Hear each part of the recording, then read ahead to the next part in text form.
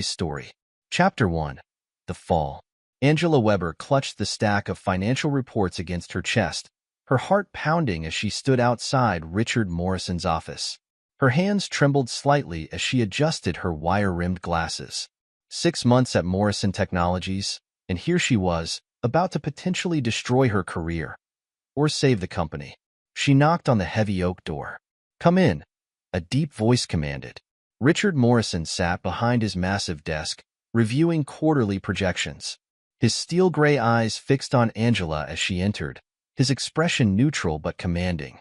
"Mr. Morrison, I apologize for the interruption, but I've discovered something that requires your immediate attention." Angela's voice quavered slightly as she approached his desk. "Proceed," Morrison said, setting aside his tablet. Angela spread the documents across his desk. "Sir, I've uncovered a pattern of unauthorized wire transfers to offshore accounts. They're carefully concealed behind a network of shell companies, but the pattern is clear once you know where to look." Morrison's expression remained unchanged as he examined the papers, but his jaw tightened imperceptibly. "How long?" "5 years, sir. The transactions are expertly disguised, split into smaller amounts to avoid detection. But when you consolidate them..." Angela pulled out a summary sheet. "We're looking at millions of dollars." Morrison stood, his imposing frame towering over the desk. "Who else knows about this?" Angela hesitated, her fingers nervously adjusting her blazer. I tried to bring this to Mr. Williams first. James Williams, your VP of Operations, and he dismissed my concerns. Told me it was nothing, just routine business transactions. But sir, these patterns..." She pointed to several highlighted entries. "This isn't routine. Someone with intimate knowledge of our financial systems is systematically stealing from the company." Morrison walked to his office window, hands clasped behind his back. After a long moment, he turned. "Tell me exactly what Williams said when you showed him these reports." "He seemed angry that I'd investigated so deeply. Said I was overstepping my position. He ordered me to drop it and not mention it to anyone else." Angela swallowed hard. "But sir, as a certified accountant, I have an ethical obligation."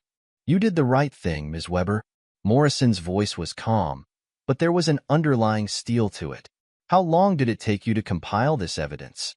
3 weeks, sir. I stayed late most nights, cross-referencing transactions, following the money trail. The perpetrators were clever, but they got sloppy in a few places. Small discrepancies that added up." Morrison nodded slowly. "Go home, Angela. Take the rest of the week off, with pay. Tell no one about what you've discovered. Not your colleagues, not your family, no one. Is that clear?" "Yes, sir. But what about..." "I'll handle this personally." Morrison's tone left no room for discussion. "You've done well. Very well. Now go home and try to have a normal week. I'll contact you when I need you." After Angela left, Morrison sat in silence for several minutes, studying the documents she'd provided. 15 years. James Williams had been his right-hand man for 15 years. They'd built Morrison Technologies together, or so he'd thought. He picked up his phone and dialed a number from memory. "Michael Torres speaking." "Michael, it's Richard Morrison. Remember that favor you owe me from the Sanders investigation?" "Of course. That case made my career at the FBI. I'm calling it in. I need your expertise. Forensic accounting. Off the books. I'll triple your usual consulting rate. Must be serious if you're calling me directly." "What's the situation?" "Possible long-term embezzlement and corporate espionage. I need everything, Michael. Every transaction, every digital footprint, every paper trail." "How soon can you start?" "For you? I'll clear my schedule. Send me what you have, and I'll be in your office tomorrow morning." Morrison ended the call and immediately dialed another number. "Devin Russell Security Consulting." "Devin, Richard Morrison. I have a situation that requires your particular skills." "Name it." "I need comprehensive surveillance. Email monitoring, phone records, security camera footage, everything for the past 5 years. Cost is no object, but this needs to be completely discreet. Any particular targets?" "Start with James Williams and work your way down the executive chain. I want to know everyone he's been in contact with, meeting, conversation. And Devin? If anyone asks, this is a routine security audit. Understood. I'll have a team in place by tomorrow. Morrison hung up and turned his attention back to Angela's reports. He began making notes, mapping out connections, identifying potential conspirators. James wouldn't have been able to pull this off alone. He'd need allies, accomplices, people in key positions throughout the company. The next week passed in a blur of revelations, each more damaging than the last. Michael Torres uncovered a complex web of financial fraud that extended far beyond simple embezzlement. James hadn't just been stealing money. He'd been systematically selling company secrets to competitors. Devin's surveillance team discovered something even more disturbing.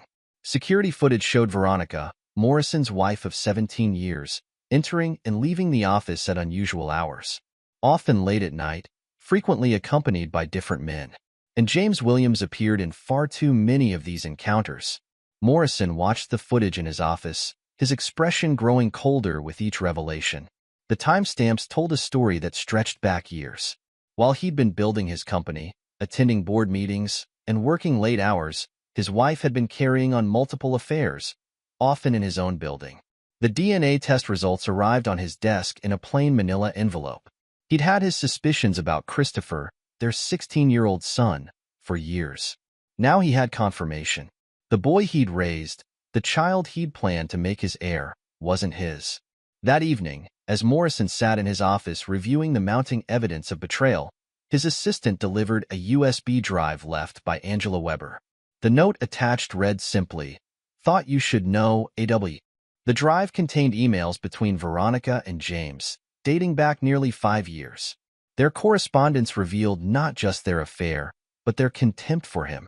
They mocked his trust, laughed at his dedication to the company. They'd even turned his security team against him through a combination of bribes and blackmail. One email exchange particularly caught his attention. "James, Richard actually believes we're having emergency budget meetings every Thursday night. The fool works so hard to build his precious company, he can't see what's happening under his nose. Veronica, that's our Richard.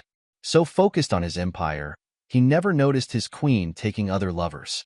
Even Christopher jokes about how oblivious his father is." Morrison read the exchange several times, his expression growing harder with each reading.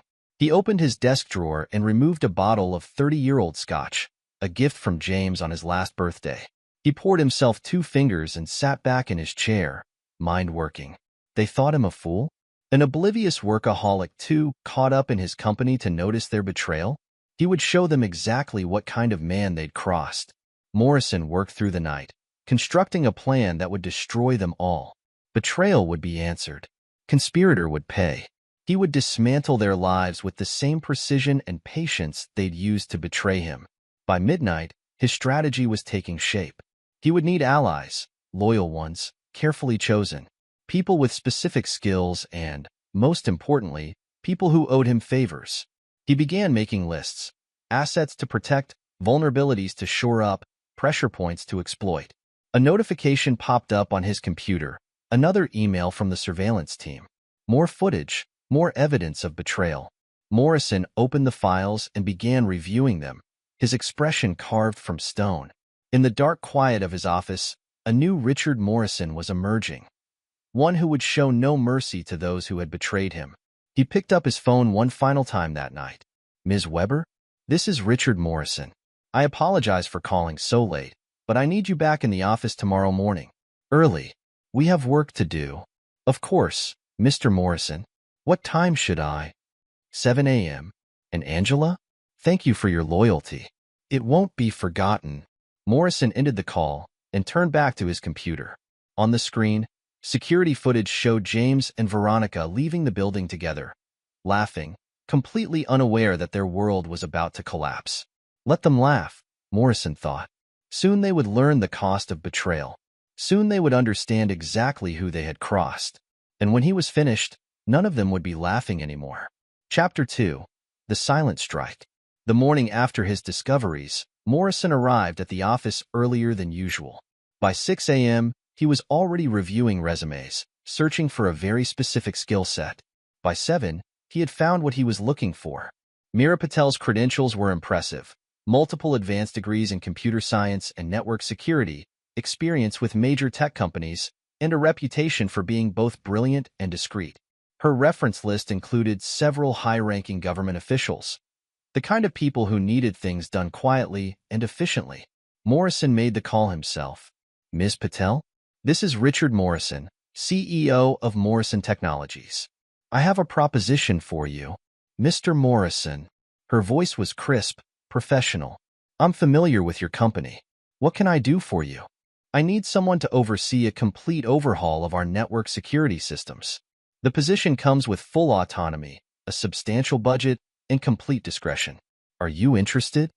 That depends. What's the real job, Mr. Morrison? Morrison smiled slightly. She was sharp, exactly what he needed. Come to my office this afternoon. We'll discuss the details in person. Meera arrived precisely on time, dressed in a simple black suit that somehow made her look both professional and dangerous. Morrison wasted no time with pleasantries. My company's security has been compromised, he said, sliding a folder across his desk. I need to know how deep the infection goes, but more importantly, I need to control the flow of information without alerting the compromised parties. Meera scanned the documents quickly, her dark eyes narrowing. Your entire security team is suspect? Consider everyone suspect until proven otherwise. I need monitoring software throughout our networks, but it has to be undetectable. Can you do it? Yes. She looked up from the papers. But it won't be cheap, and it won't be quick. You're asking me to create a shadow network that can monitor everything without being detected. Money is no object. How long? Give me a week to get the basic infrastructure in place. Another week to expand it throughout your systems. After that, we can monitor everything in real time. Morrison nodded. You start immediately. Your cover story is a routine security upgrade. Any questions? Just one. Meera met his gaze steadily. When we find the people responsible, what do you want done with them? Let's cross that bridge when we come to it. For now, focus on building your network. I want to know everything that moves through our systems. Over the next week, Meera worked, installing her monitoring software throughout the company's networks. She maintained a careful facade of routine IT work, but beneath the surface, she was creating an invisible web that would catch every digital communication. Meanwhile, Michael Torres had made significant progress following the money trail. He arrived at Morrison's office early one morning, carrying a thick file. The offshore accounts were just the beginning, Torres reported, spreading documents across Morrison's desk. Your people got creative with the shell companies, but they all lead back to one place. Red Hawk Enterprises. Morrison examined the documentation. Tell me about Red Hawk. Holding company, established 5 years ago. Jointly owned by James Williams and Thomas Burton. Burton? Morrison's voice was dangerously quiet. Thomas Burton of Burton Industries? The same. They've been partners in this from the beginning. Burton provided the infrastructure for the corporate espionage. Williams supplied the inside information. Morrison absorbed this information in silence. Thomas Burton was his oldest business rival, a man who tried to destroy Morrison Technologies multiple times over the years. Now he knew why Burton had always seemed one step ahead. He'd had a spy in Morrison's inner circle. There's more, Torres continued. The financial transfers weren't just about money. They were paying off people throughout your company. Security personnel, IT staff, even some middle management. The corruption goes deep. Morrison's next call was to Rebecca Martinez, an ambitious junior prosecutor at the FBI's white-collar crime division. She'd been a promising intern at his company years ago, and he'd helped launch her career in law enforcement. Now it was time to collect on that investment. Rebecca, I have something that might interest you. How would you like to make your career in one case? I'm listening, Mr. Morrison. Corporate espionage, fraud, tax evasion, all tied up in a neat package with irrefutable evidence. The kind of case that puts prosecutors on the fast track to political office. That's quite an offer. What's the catch? No catch. Just remember who gave you this opportunity. The evidence will start arriving tomorrow. Handle it personally.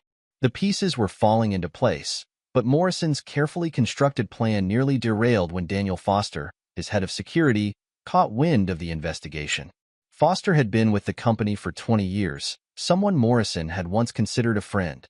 Late one night, security cameras caught Foster attempting to access the main server room. Thanks to Myra's monitoring system, Morrison knew exactly what he was trying to do: delete incriminating security footage before it could be discovered. Morrison was waiting for him, along with 2 FBI agents. Foster froze when he saw them, his hands still on the server room door. "Richard, I can explain." "Explain what, Daniel? How you helped them spy on me. How you took their money to betray decades of friendship." "It wasn't like that. They had leverage. They had money." Morrison cut him off coldly. "And you had a price. Was it worth it? 20 years of friendship, thrown away for what? A few offshore accounts?" Foster's arrest sent shockwaves through the company. The security team, realizing their scheme was exposed, began to turn on each other. Morrison watched through Myra's monitoring system as they scrambled to cover their tracks, each betrayal exposed in real time.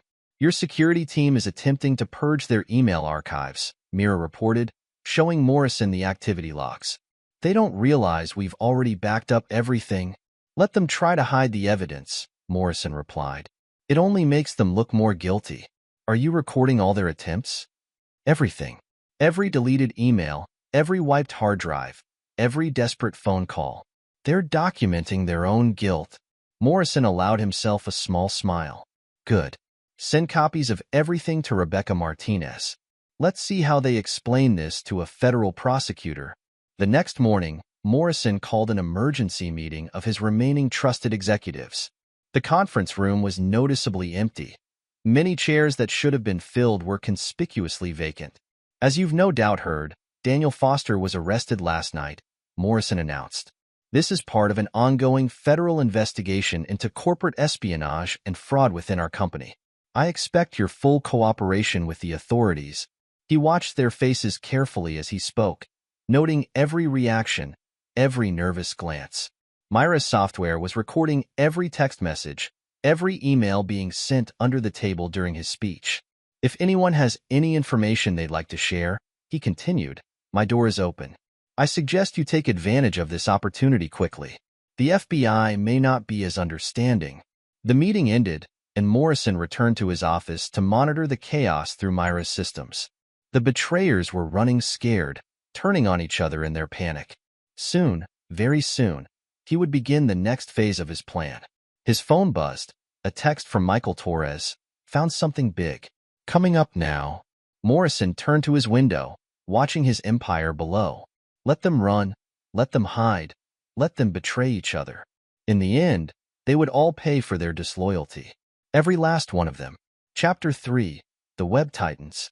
Veronica Morrison's perfectly manicured nails drummed against the marble counter of her kitchen island as she attempted another credit card transaction. Declined. The third one this morning. She tried a fourth card. Same result. Her phone buzzed with a notification from her banking app. Joint accounts. Frozen. "This is ridiculous," she muttered, grabbing her designer purse and car keys. Time to have a word with her husband. The drive to Morrison Technologies took 20 minutes. She spent every second rehearsing her approach, crafting the perfect blend of righteous indignation and wounded innocence that had worked so well on Richard over the years. Veronica breezed past security. Her credentials still worked, at least, and took the executive elevator to Richard's floor. His secretary's desk was conspicuously empty. She pushed open his office door without knocking. "What do you think you're doing?" Richard didn't look up from his computer screen. "Fascinating thing about matrimonial law," he said, his voice carrying a conversational tone that made her skin crawl. "Infidelity combined with corporate espionage voids most prenuptial agreements, especially in fault-based divorce states. You can't prove anything." The words came out automatically, but Veronica felt a flicker of unease. "No." He turned his monitor around. On the screen was an email she recognized immediately, one she'd written to James months ago. "Richard's such a fool. He actually believes all those late-night emergency meetings are real. Keep him distracted while I transfer the last files to Burton." The blood drained from her face. She gripped the back of a chair to steady herself. "Those emails are private. Like the company's secrets you helped steal?" Richard's voice remained eerily calm. Or perhaps we should discuss Christopher's real father. Christopher is your son. She tried to inject certainty into her voice, but it wavered slightly. Richard finally looked up, his eyes cold and hard. The DNA test says otherwise. He pulled a document from his desk drawer and slid it across to her. Did you and James laugh about that too? Or was it one of your other lovers? Veronica's designer heels clicked against the floor as she stepped back. You wouldn't dare expose this. Think about Christopher. Christopher. Richard's laugh was harsh, devoid of any warmth. The boy who joined you in mocking me behind my back? Who called me a fool and wished for my death in those charming text messages to his real father. He made his choice. Now he can live with it. You're bluffing. But Veronica's voice had lost its confidence. You wouldn't destroy your own family. My family? Richard stood, his imposing frame casting a shadow over her. I don't have a family. I have a wife who betrayed me, a son who isn't mine, and a house full of lies. What I do have is evidence. Mountains of it. Every affair, every stolen secret, every conspirator you and James recruited. He pressed a button on his desk phone. Send them in. 2 men in dark suits entered, FBI agents, Veronica realized with growing horror. Mrs. Morrison, one of them said, we need you to come with us. We have some questions about your role in an ongoing corporate espionage investigation. I want my lawyer, Veronica managed to say. By all means, Richard replied smoothly. I'm sure they'll be fascinated by the evidence. The wire transfers, the classified documents on your personal devices, the recorded conversations with Burton's people. Call every lawyer in the country. It won't change what's coming. Richard, please. She tried one last time. We can work this out. For Christopher's sake. Get her out of my office, Richard told the agents, and make sure she understands she's not to return to the house. Her belongings will be delivered to whatever hotel she ends up in. After they've been thoroughly searched for company property, of course. As the agents led her away, Veronica looked back at her husband. The man she saw wasn't the trusting, devoted Richard she'd manipulated for years. This was someone else entirely. Someone cold, calculating, and utterly merciless. After she was gone, Richard returned to his work. His phone buzzed with a message from Mira. James Williams just tried to access the system remotely. Walking right into our trap. Perfect, Richard typed back. Record everything. Forward the logs to Rebecca Martinez at the FBI. His intercom buzzed. Mr. Morrison? Angela Weber is here with the latest financial reports from the forensic audit. Send her in. Richard straightened his tie, his mind already moving to the next phase of his plan. Angela entered, carrying a thick folder. Sir, we've finished tracking all the unauthorized transfers. The total amount. She hesitated. It's worse than we thought. Richard took the folder, scanning the numbers. No, Ms. Weber. It's exactly what I expected. They got greedy. Greed makes people sloppy. There's something else, Angela said, pulling out a separate document. We found evidence that James and Veronica were planning something big. Multiple large transfers scheduled for next week. Documents being prepared for transfer to Burton Industries. They were making their final move, Richard nodded. Planning to jump ship to Burton with everything they could steal, he allowed himself a cold smile. Instead, they'll all go down together. His phone buzzed again. Another message from Mira. Mr. Morrison, you need to see this. James is attempting to delete server backups. Should I let him proceed? Let him dig his grave deeper, Richard replied. Keep recording everything. The evidence was mounting by the hour. Every desperate attempt to cover their tracks only provided more proof of their guilt. Richard had them all exactly where he wanted them. Panicked, scrambling, making mistakes. His intercom buzzed again. Sir, the FBI task force is ready for your statement about the corporate espionage investigation. On my way. He stood, straightening his tie. Time to play his public role. The concerned CEO working to save his company from internal corruption. Let the media paint him as the victim of a vast conspiracy. It would make his revenge all the sweeter when the truth finally emerged. The pieces were in place. Act 1 of his retribution was complete. Now it was time to begin the real war. One that would destroy not just his betrayers, but everyone who had aided them. James Williams, Thomas Burton, and all their conspirators were about to discover the true cost of crossing Richard Morrison. As he walked to the conference room, Richard's mind was already working on the next phase of his plan. The trap was set, the evidence gathered, and his enemies were walking right into his web. Soon, very soon, they would all pay for their treachery. Chapter 4. Counterattack. James Williams arrived at Morrison Technologies precisely at 7:30 a.m., just as he had for the past 15 years. The security guard at the front desk avoided eye contact as James approached, the first warning sign. His access card failed at the executive elevator. The second warning. Having trouble, Mr. Williams? A voice came from behind him. He turned to find two men in dark suits, FBI agents, unmistakably. I believe Mr. Morrison is expecting us, one of them said, displaying his badge. Why don't we use our key card? In his office, James found his computer locked, his phone disconnected. The agents took positions on either side of his desk. James Williams, the older agent, began. We have a federal warrant to search these premises and seize all electronic devices in connection with an ongoing investigation into corporate espionage and fraud. James maintained his composure, years of deception serving him well. I'll need to contact my attorney. Of course. The agent smiled thinly. But first, we'll need your devices. All of them. James reached for his phone, his mind racing through contingency plans. He had prepared for this possibility, had backup strategies in place. Richard might have caught him, but he wouldn't go down alone. He opened his encrypted messaging app, fingers flying across the keyboard. Within minutes, his network activated their emergency protocols. Each conspirator had their role, their specific tasks designed to create maximum chaos. Sandra Reynolds, VP of Marketing and his most trusted ally, received his signal first. She immediately began uploading pre-prepared, whistleblower documents to regulatory websites. Environmental violations spanning 5 years.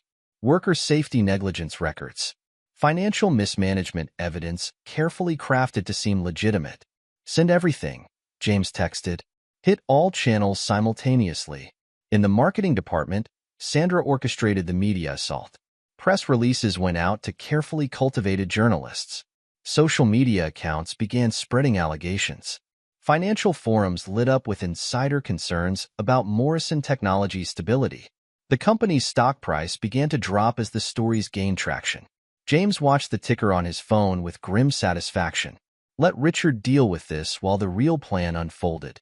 Throughout the building, his allies in middle management implemented their coordinated slowdown. Project deadlines mysteriously extended. Critical meetings rescheduled. Supply chain disruptions appeared out of nowhere. Small problems cascaded into larger ones, all seemingly unconnected but precisely orchestrated. Mr. Williams, one of the agents, interrupted his thoughts. We'll need access to your encrypted files. Those contain privileged company information, James replied smoothly. I'll need to consult with legal before. We have a warrant specifically covering those files. The agent cut him off. And we have testimony from multiple sources about their contents. James's confidence wavered slightly. Who had talked? His phone buzzed. A message from Sandra. The press release is ready. Should I proceed with Phase 2? James typed back quickly. Execute all phases. Maximum damage. Let Richard try to fight fires on multiple fronts. In her office, Sandra prepared to send their most damaging weapon. Confidential client lists and internal documents to a journalist she'd been cultivating for months. The reporter had seemed eager, hungry for a career-making expose. She attached the files and hit send. Within minutes, her phone rang. Ms. Reynolds? This is Agent Cooper, FBI. Thank you for the files. The watermarks you just transmitted will make excellent evidence. Sandra's blood ran cold. The journalist had been an undercover agent. Meanwhile, in the IT department, James's tech allies discovered their access to critical systems revoked. Every attempt to delete files or access servers was met with error messages. Unknown to them, Meera Patel's monitoring software had been recording their every move, building a comprehensive record of their crimes. We're locked out of everything, came an urgent message from his head of IT. Someone's changed all the security protocols. Before James could respond, his main phone died, remotely deactivated. He reached for his backup device hidden in his desk, only to find it similarly useless. Through his office window, he watched more FBI agents entering the building. They moved with purpose, heading directly to specific offices, the offices of everyone who had helped him over the years. In the marketing department, Sandra Reynolds was being led out in handcuffs, her face ashen. Down the hall, members of his corrupted security team were being detained and questioned. James started to reach for the sealed envelope in his desk, his final failsafe containing evidence that would implicate Richard in his own crimes.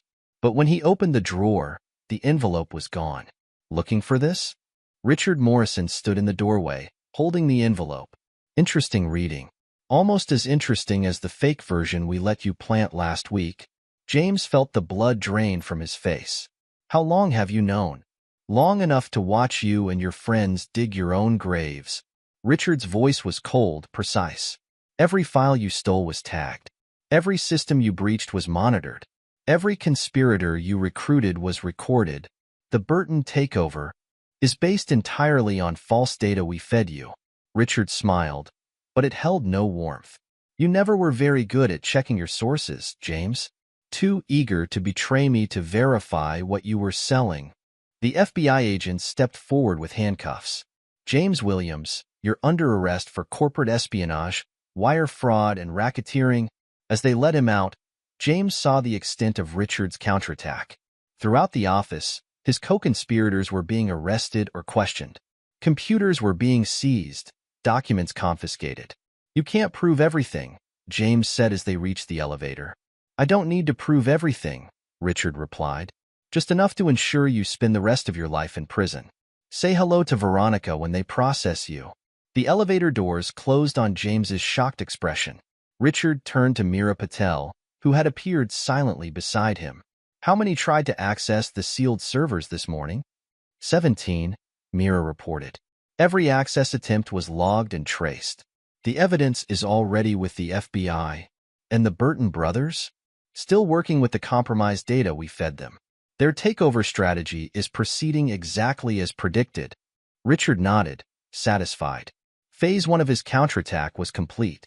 His enemies had taken his bait, activated their contingency plans, and walked straight into his traps. Now it was time for Phase 2. Chapter 5, The Purge.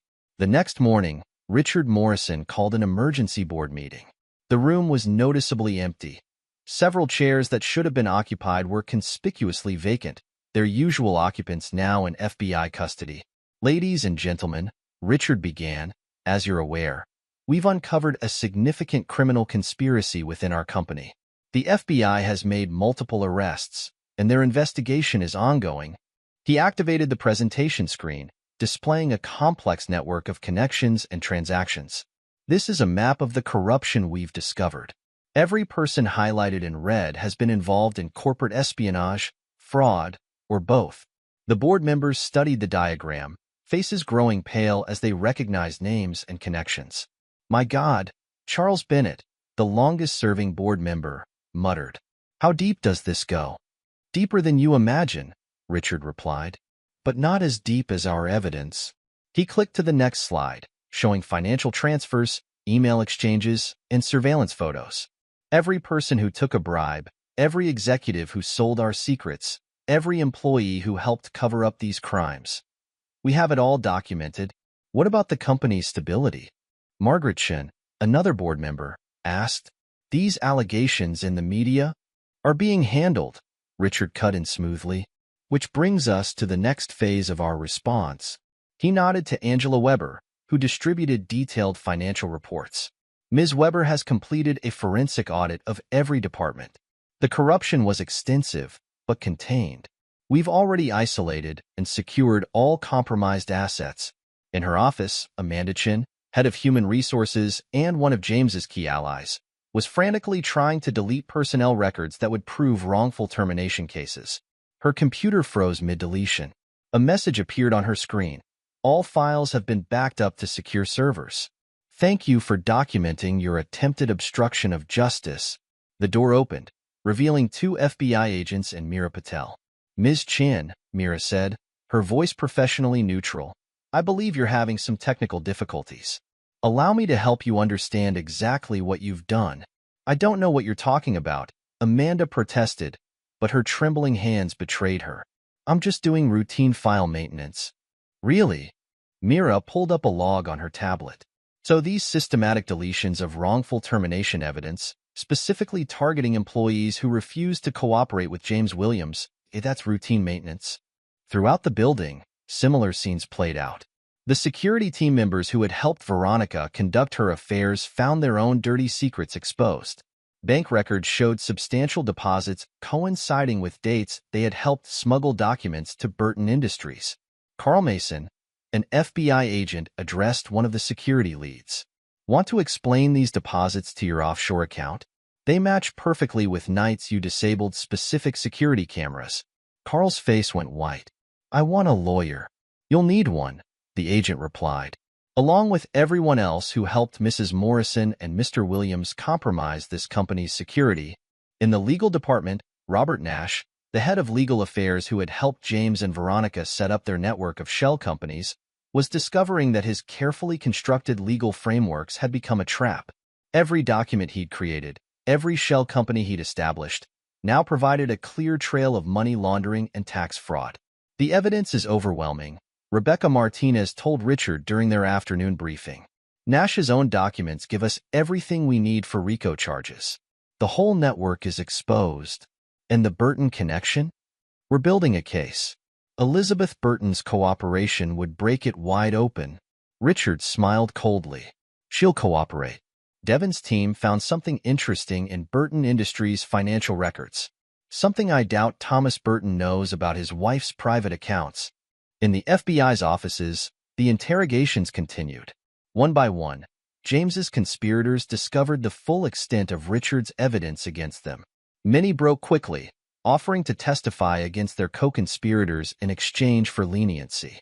Sandra Reynolds lasted longer than most, maintaining her innocence until Martinez showed her the surveillance footage of her meetings with Burton's representatives. That's inadmissible, Sandra protested. You didn't have warrant for. We didn't need one, Martinez interrupted. You were recorded on Morrison Technologies' property, engaging in criminal conspiracy. And thanks to your own email documentation, we can prove you knew exactly what you were doing. Those emails were private. Nothing is private when it's sent through company servers, Ms. Reynolds. Especially not emails discussing the sale of proprietary information to competitors. Back at Morrison Technologies, Richard met with his remaining executive team, those who had proven loyal or uninvolved in the conspiracy. The purge isn't finished, he informed them. Every level of this company will be investigated. Every employee will be vetted. Anyone who participated in these crimes will face consequences. Sir, Angela Weber spoke up. What about the legitimate employees caught in the middle? The ones who might have seen something but were afraid to speak up? They'll have a choice, Richard replied. Cooperate fully and demonstrate their loyalty, or join their former colleagues in unemployment or prison. Michael Torres entered with a new stack of financial records. You'll want to see this, he told Richard. We found more shell companies. These ones lead directly to the Burton brothers' personal accounts. Richard examined the documents, his expression darkening. Send copies to Martinez. And get me everything you can find on Elizabeth Burton's private transactions. The purge continued throughout the week. Each day brought new revelations, new arrests, new confessions. Richard's revenge was methodical and comprehensive, targeting not just the main conspirators but everyone who had aided them. Through it all, he maintained a careful public image. To the press, he was the dedicated CEO working to save his company from corruption. His statements were measured, professional, focusing on corporate governance and regulatory compliance. But those inside the company saw the truth. They watched as Richard systematically destroyed the lives and careers of everyone who had betrayed him. His revenge wasn't just professional. It was personal, designed to ensure his enemies would never recover. Chapter 6. The Siege. Thomas Burton slammed the latest financial report onto his desk. How the hell did Morrison know about the proxy purchases? His brother William paced the Burton Industries boardroom. It's worse than that. The share prices we were tracking, they were manipulated. Morrison fed us false data through our inside sources. Impossible. We vetted every source that was already compromised. William cut him off. Face it, Tom. Morrison played us. He knew about the takeover attempt and fed us exactly what we wanted to see. The Burton brothers had launched their hostile takeover attempt the previous week, confident in their strategy. They'd been accumulating shares through proxy buyers for years, waiting for the perfect moment to strike. But Richard Morrison had anticipated their move. Every piece of intelligence they'd received, every market analysis they trusted, had been carefully crafted to lead them into a trap. We need to strike now, Thomas insisted. Freeze their assets, tie them up in legal battles. Our media contacts are being investigated by the SEC, William interrupted. Morrison's people filed complaints about market manipulation. Our journalists' sources are being subpoenaed. Thomas reached for his phone. Then we'll force a board vote. We still have enough proxies. Not anymore. Elizabeth Burton entered the room, her face pale. The SEC is investigating our proxy purchases. They're alleging securities fraud. What? How? Morrison's team found irregularities in our filings. They've submitted evidence suggesting we violated disclosure requirements. The Burton brothers exchanged worried looks. Their carefully constructed plan was unraveling faster than they could respond. Get Nash on the phone, Thomas ordered. We need legal options. Nash was arrested an hour ago, Elizabeth reported. RICO charges. And he's not the only one. The FBI is moving against our entire network. They can't touch us, Thomas insisted. We've covered our tracks. Not well enough. Elizabeth placed a folder on the desk.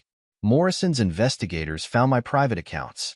The ones I've been using to move money out of the company. You've been embezzling from us? Thomas's voice rose in disbelief. Insurance? Elizabeth replied calmly. And now Morrison's people have offered me a deal.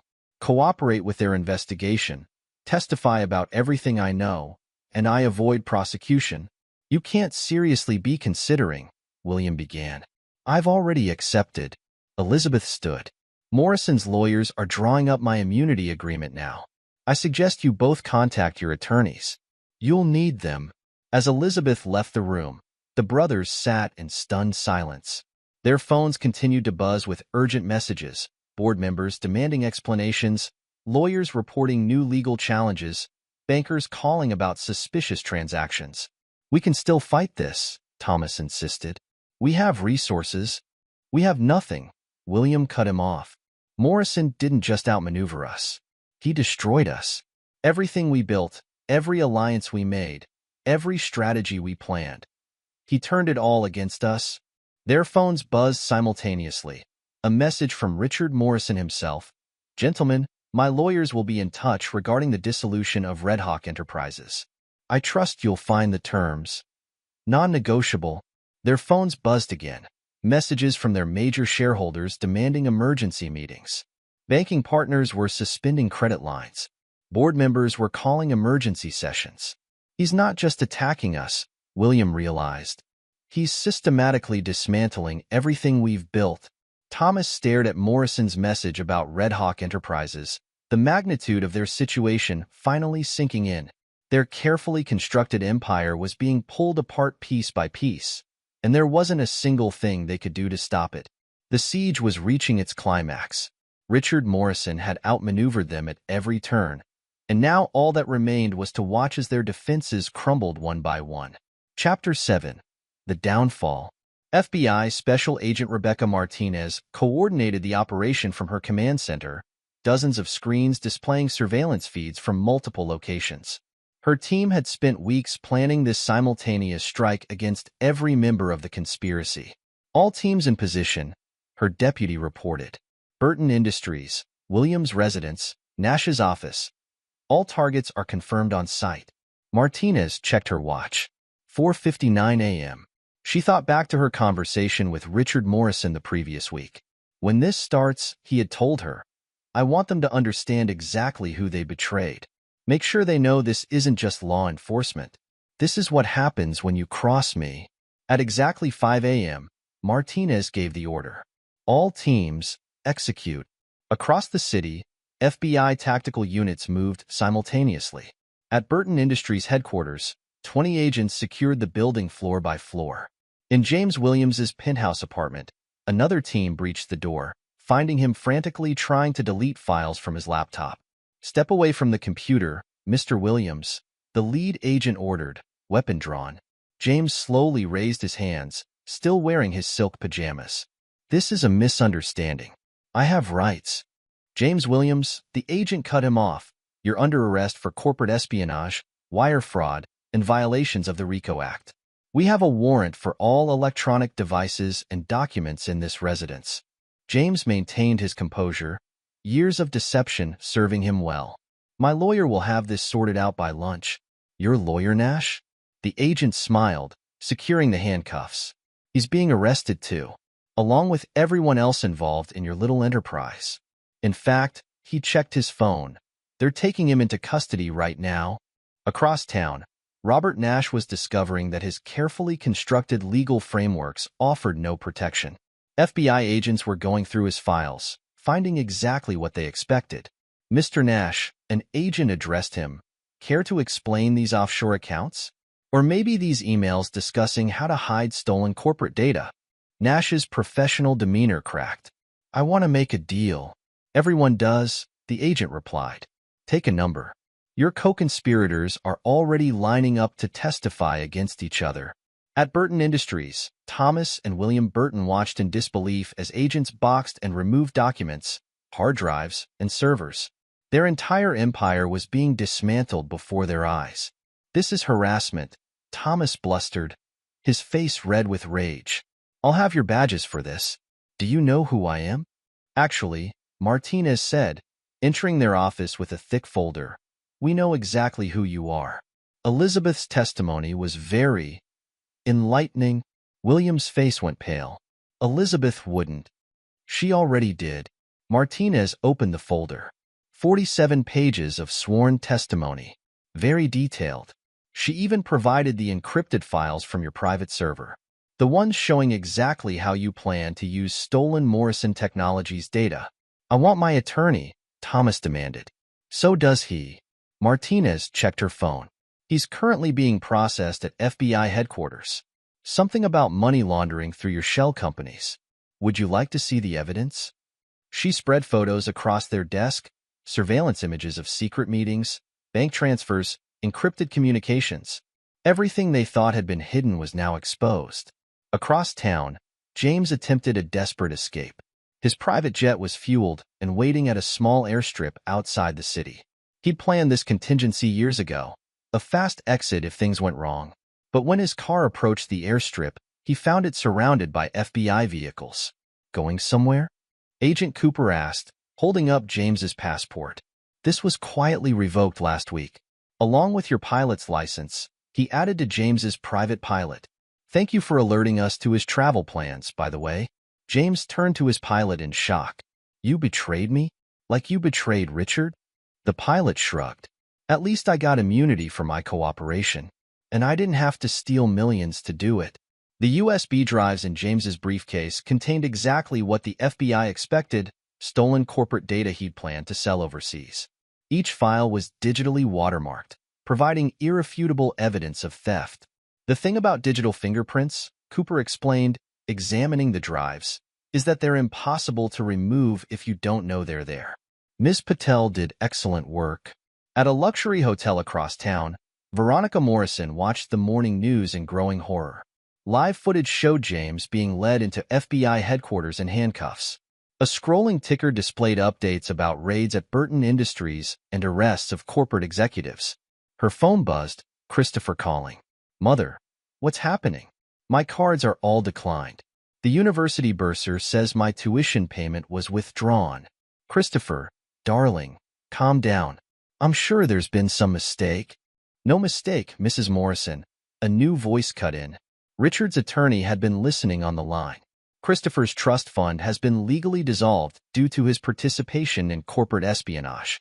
We have extensive evidence of his role in helping Mr. Williams access restricted company data." "That's ridiculous," Christopher protested. "You can't prove." "Your emails were quite explicit," the attorney continued, "particularly the ones where you provided Mr. Williams with your father's passwords and security codes. The criminal complaints have already been filed.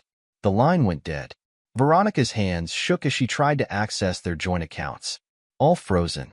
Her private accounts? Emptied. Even her secret offshore accounts had been cleaned out. A knock at her door made her jump. 2 FBI agents stood in the hallway, warrant in hand. Mrs. Morrison? We need you to come with us. We have some questions about your role in the theft and sale of Morrison Technologies' proprietary information. I had nothing to do with James's business dealings, she protested, clinging to her rehearsed denial. Really? One agent held up a transcript. This email suggests otherwise. James, darling, I've copied the latest project files from Richard's private server. The access codes you gave me worked perfectly. Would you like to revise your statement? As they led her away, Veronica caught a glimpse of her reflection in the hotel mirror. The perfectly maintained facade was cracking. Her designer clothes and expensive jewelry couldn't protect her now. In his office at Morrison Technologies, Richard watched the arrests unfold on multiple screens. Meera Patel provided regular updates as each target was taken into custody. Nash tried to delete his files when agents arrived, she reported. But we already had everything backed up. The evidence is intact. And the security team members? All arrested. Their bank records matched perfectly with the dates they helped smuggle documents. They're already offering to testify against each other. It's quite satisfying to watch them panic. Angela Weber entered with a stack of financial reports. Sir, we've traced all the stolen funds. The recovery process has already begun. The forensic accounting team estimates we can recover nearly 80% of the embezzled money. Richard nodded, satisfaction evident in his expression. The plan he'd set in motion when Angela first brought him those irregularities was reaching its conclusion. Every betrayer caught. Every conspirator exposed. Every piece of evidence carefully preserved and legally obtained. What about Christopher's lawsuit? He asked. Dismissed this morning, his attorney reported via speakerphone. The evidence of his willing participation in the conspiracy was overwhelming. The judge didn't even let his lawyer finish the opening argument. One by one, Richard's enemies were falling. The careful facade they'd maintained for years crumbled under the weight of their own documented crimes. Each one had played their part in betraying him, and each one would pay the price. The operation he'd planned so meticulously was proceeding exactly as designed. No detail overlooked. No conspirator spared. No betrayal forgiven. Chapter 8. The Aftermath. The federal courthouse buzzed with activity as James Williams's trial began. Reporters packed the gallery, eager to document the downfall of one of the business world's most spectacular conspiracies. Rebecca Martinez approached the jury box, her opening statement prepared to perfection. The evidence will show, she addressed the jury, that Mr. Williams orchestrated one of the most comprehensive corporate espionage operations in recent history. Theft of trade secrets, wire fraud, money laundering, all documented in the defendant's own words and actions. James sat stiffly in his designer's suit, watching as his former allies took the stand one by one. Each testimony drove another nail into his coffin. Sandra Reynolds detailed their scheme to steal client lists. James coordinated everything, she testified, avoiding his accusatory glare. He told us which documents to take, which cameras would be disabled, even how to cover our tracks. And did Mr. Williams compensate you for these activities? Martinez asked. Regular payments to offshore accounts. He said Richard would never notice the money missing. Called Mr. Morrison an oblivious fool. Did you have concerns about the legality of these actions? Sandra shifted uncomfortably. James assured us everything was legal. He had Nash's paperwork to prove it. When I started having doubts, he reminded me how much dirt he had on everyone. Robert Nash, looking considerably less polished in his prison jumpsuit, took the stand next. His testimony about the legal framework of their operation was devastating. The shell companies weren't just for hiding money, Nash explained, pointing to complex diagrams. They were designed to make everything look legitimate. Each transaction had a paper trail that seemed clean on the surface. And who directed this operation? Martinez prompted. James and the Burtons designed the overall structure. But James was the mastermind for the day-to-day operations. He knew every weak point in Morrison Technologies security because he helped design the systems. In another courtroom, Veronica's divorce proceedings turned criminal as evidence of her crimes mounted. Her attorney's attempts to claim half of Richard's assets crumbled under an avalanche of documented fraud. Mrs. Morrison wasn't just aware of the corporate espionage, the prosecutor demonstrated, displaying email after email on the courtroom screens. She was an active participant. These communications show her coordinating with Mr. Williams, providing access to confidential information, even suggesting which employees could be bribed or blackmailed. Veronica's carefully maintained composure finally broke. "Richard drove me to it," she burst out. "Always working, always focused on his precious company. So you decided to help steal from that company?" The prosecutor's voice was razor-sharp. "To betray not just your husband's trust, but corporate security laws? To involve your own son in criminal activities? I was protecting my interests. By committing federal crimes? By teaching your son to steal from his father?" Christopher's separate hearing went no better. His attempts to sue for continued support backfired spectacularly when Richard's legal team presented evidence of his involvement. The defendant didn't just know about the criminal conspiracy. Richard's attorney demonstrated, displaying Christopher's text messages and emails. He actively participated. These messages show him providing Mr. Williams with his father's passwords, security codes, even schedules of confidential meetings. Christopher's lawyer tried to argue youth and manipulation. "My client was influenced by adult figures he trusted." "Your client was a legal adult who knowingly participated in corporate espionage," the judge interrupted. "The evidence shows he understood exactly what he was doing." His own messages joke about stealing from his father. Motion for support denied. The security team members who had helped facilitate the crimes found themselves not just unemployed, but unemployable. Richard's PR team made sure their roles in the conspiracy were widely known throughout the industry. Former Morrison Technologies security chief Daniel Foster was sentenced today, a news anchor reported.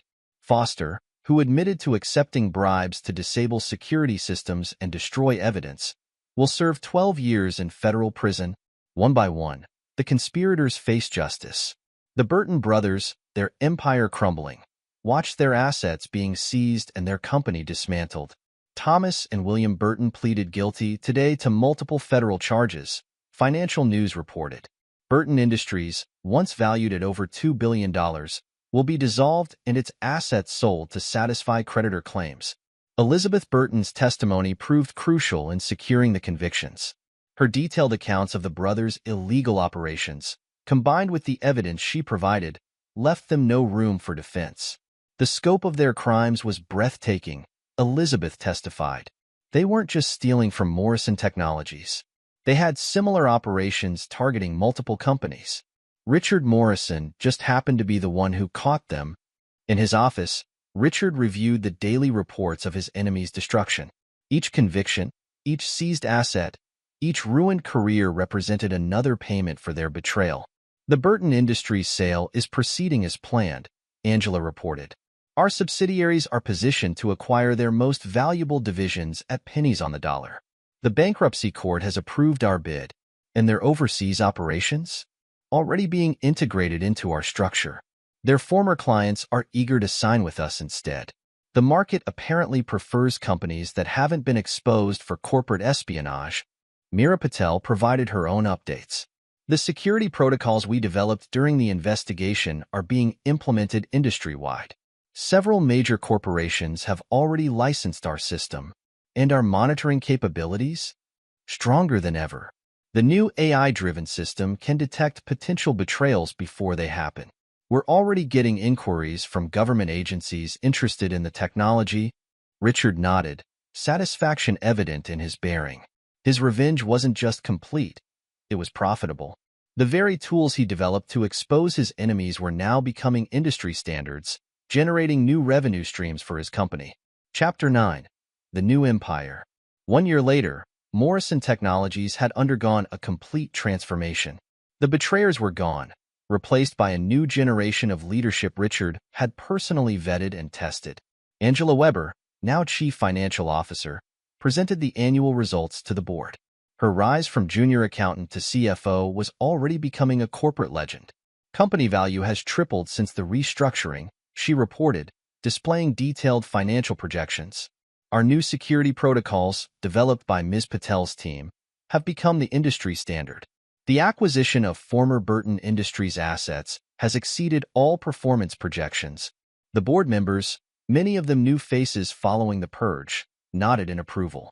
They'd witnessed Richard's destruction of his enemies. None of them harbored any illusions about the cost of betrayal. Ms. Weber's promotion, Richard addressed them, represents our new corporate philosophy. Loyalty and competence will be rewarded. Betrayal will be punished. There is no middle ground. One board member raised his hand. There are concerns among some shareholders about the ruthlessness of our recent actions. Richard's smile was cold. Those shareholders have enjoyed a 300% return on their investment. If they have moral qualms about how we protect their interests, they're welcome to invest elsewhere. In her new office, Meera Patel oversaw a security operation that had become legendary in the industry. Her department had grown from a small team to an entire division, with hundreds of specialists implementing her protocols worldwide. Every system is monitored, she explained to a potential client, a CEO of a Fortune 500 company. Every access logged, every anomaly investigated. The protocols we developed while exposing the conspiracy have made us virtually impenetrable. The CEO studied the presentation carefully. I heard what happened to the people who betrayed Mr. Morrison. Is he really that ruthless? Mr. Morrison, Meera replied precisely, is exactly as ruthless as someone guarding a multi-billion-dollar enterprise should be. Our security isn't just about protecting assets, it's about ensuring loyalty. Throughout the business world, Richard Morrison's legend grew. The story of his revenge served as a cautionary tale in corporate boardrooms across the globe. His new reputation for ruthless efficiency actually improved the company's value. Investors appreciated leadership that protected their interests so thoroughly. James Williams watched these developments from his prison cell, where he would spend the next 20 years. The Burton brothers, serving similar sentences in separate facilities, had lost everything: their company, their fortune, their reputations. Veronica, convicted as an accessory to corporate espionage, faced her own prison term. Her attempts to publish a tell-all book were blocked by Richard's lawyers, who used her own documented crimes to demonstrate breach of non-disclosure agreements. Christopher, cut off from both his trust fund and his mother's resources, had been forced to leave his prestigious university. His attempts to sell his story to the media backfired when Richard's PR team released evidence of his willing participation in the conspiracy. Standing in his office on the anniversary of Veronica's betrayal, Richard reviewed reports of his former enemies' continued downfall. The company they had tried to destroy had emerged stronger, more profitable, and more formidable than ever. Angela entered with the latest financial reports. The board is thrilled with our performance, sir. We've become the benchmark for corporate security and governance. Richard nodded, satisfied. He had lost his wife, his son, and his old life, but he had gained something more valuable: the knowledge that no one would ever dare betray him again. Success, he mused, studying the empire he had rebuilt from the ashes of betrayal, is the best revenge. In his restored kingdom, Richard Morrison allowed himself a moment of cold satisfaction. Everyone who had betrayed him had paid the price. His new empire was built not on trust, but on power, control, and the clear understanding that betrayal carried an unbearable cost. The naive man who had been blind to treachery was gone, replaced by someone harder, wiser, and infinitely more dangerous. His enemies were destroyed, his position secured, and his reputation for ruthless retribution would ensure no one ever dared to cross him again. The lesson was clear to everyone in the business world. Crossing Richard Morrison was corporate suicide. He never forgot a betrayal, never forgave an enemy, and never left a debt unpaid. Epilogue. A decade later, Richard Morrison studied the morning's headlines on his tablet. James Williams denied parole for third time.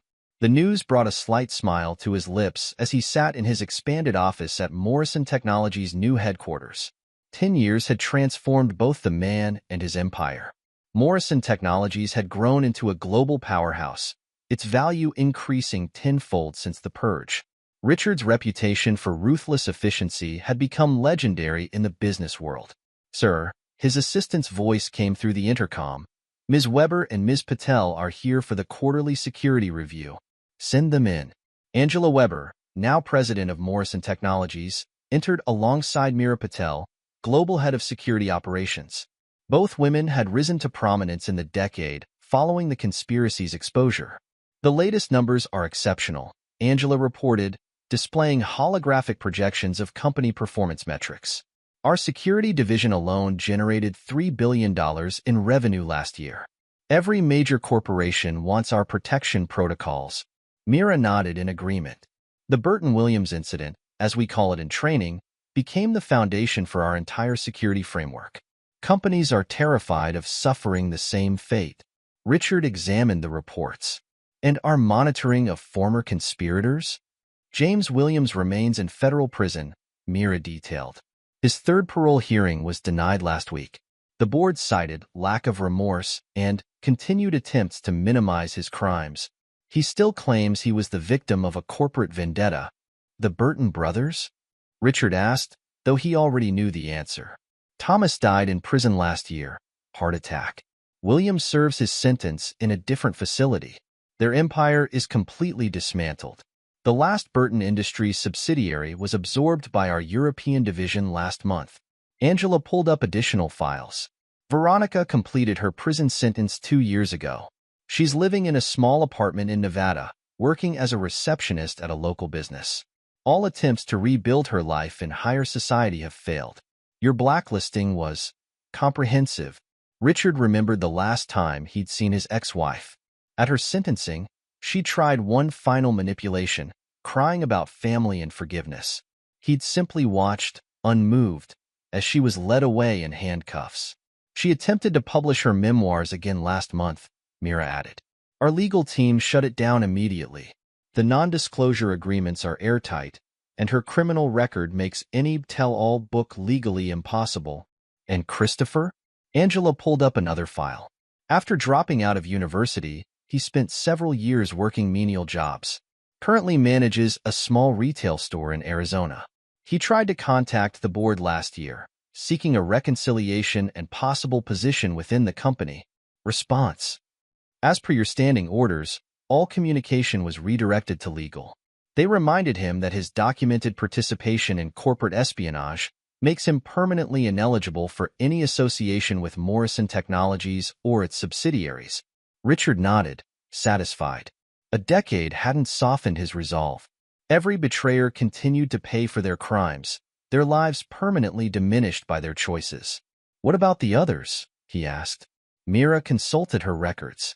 Robert Nash was released from prison last year.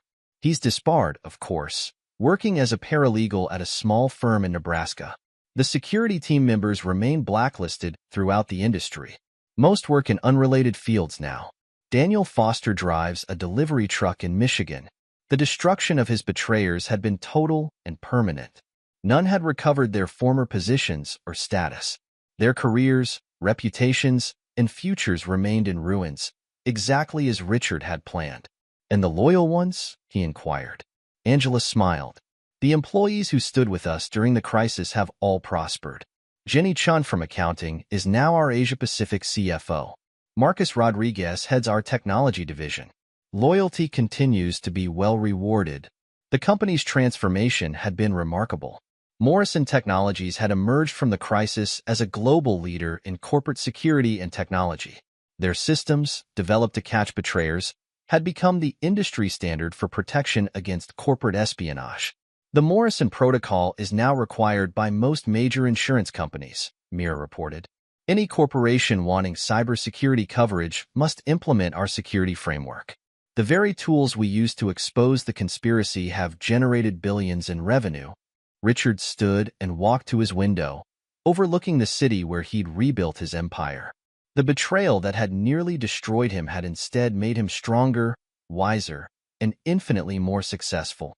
His phone buzzed, a message from his current wife, Victoria, a brilliant corporate attorney he'd met 2 years after the divorce. Unlike Veronica, she understood and appreciated his ruthless nature. Their marriage was built on mutual respect and shared values rather than deception. The twins want to know if you'll be home for dinner, her message read. They want to hear more stories about building the company. Richard smiled. His 10-year-old daughters were already showing signs of his business acumen and their mother's legal mind. They would inherit an empire built not on trust, but on power and control. Mr. Morrison, his assistant interrupted via intercom. James Williams's attorney is on line 1. He's requesting a meeting to discuss possible early release support. Decline, Richard replied without hesitation. Remind him that Morrison Technologies' position on Mr. Williams remains unchanged and permanent. A decade had passed, but Richard's memory was perfect. Every betrayal remained fresh, every debt still required payment. His revenge hadn't been a simple act of retribution. It was a complete restructuring of reality, ensuring his betrayers would never recover from their mistakes. Angela and Mira exchanged knowing looks. They'd witnessed Richard's transformation from a trusting executive into a legendary figure feared and respected throughout the business world. The annual corporate security conference is next month, Mira mentioned. They want you to deliver the keynote address. The topic is betrayal and consequences in modern business. Richard's smile was cold. Except, it's important to remind the business world occasionally about the price of treachery. His empire now extended far beyond what the conspirators had tried to steal. Morrison Technologies had become synonymous with both technological innovation and ruthless efficiency. Companies worldwide studied the Burton-Williams incident as a cautionary tale. In private clubs and corporate boardrooms, executives still whispered about Richard Morrison's revenge. How he hadn't just punished the betrayers, he'd systematically erased their futures. It was a lesson no one in the business world had forgotten. Later that evening, in his penthouse apartment, Richard reviewed one final report. It detailed the complete current status of everyone involved in the conspiracy. Each life remained shattered, each future permanently diminished. His revenge hadn't ended with their arrests or convictions. It continued, year after year, as compound interest. James Williams, once his trusted VP, now spent his days in a federal prison cell, all appeals exhausted, all hopes of early release denied. The Burton brothers' empire was erased so completely that business schools now use their downfall as a case study in corporate destruction. Veronica's attempt to rebuild her life in Nevada was a pale shadow of her former existence. Her job as a receptionist barely covered her rent in a modest apartment complex. The society circles she'd once dominated now shunned her completely. Christopher's retail management position in Arizona represented everything he'd lost through his betrayal. The trust fund, prestigious education, and promised corporate future had all vanished. His recent attempt to contact the board revealed his failure to understand the permanence of his situation. The security team members who'd chosen bribes over loyalty spent their days in menial jobs, permanently excluded from their former profession. Their betrayal had cost them not just their positions, but their entire careers. Richard's new family represented everything the betrayers had tried to destroy. Victoria understood his nature, supported his decisions, and helped implement his strategies. Their twins were being raised to understand both power and consequences. The empire he'd rebuilt was stronger than ever. Morrison Technologies had transformed a devastating betrayal into unprecedented success. The very methods he'd used to expose and destroy his enemies now generated billions in revenue. As Richard prepared for bed, his phone buzzed one final time. Another news alert. Former Burton Industries executive found dead in apparent suicide. Another life destroyed by the choice to betray Richard Morrison. He set the phone aside without emotion. A decade later, his revenge continued to resonate through the business world. Everyone who had betrayed him remained broken, their lives permanent testimonies to the cost of crossing Richard Morrison. The lesson was clear and unchanging. He never forgot a betrayal, never forgave an enemy, and never left a debt unpaid. His empire stood as a monument to this truth, his success built on the ruins of those who had dared to betray him. In the end, Richard mused, that was the true victory. Not just destroying his enemies, but transforming their betrayal into the foundation of even greater power. Their attempt to destroy him had instead created something far more formidable, a legacy of ruthless success that would endure long after the betrayers were forgotten. It was, he decided one final time, a fair trade. This is where our story comes to an end. Share your thoughts in the comments section. Thanks for your time. If you enjoy this story, please subscribe to this channel. Click on the video you see on the screen, and I will see you there.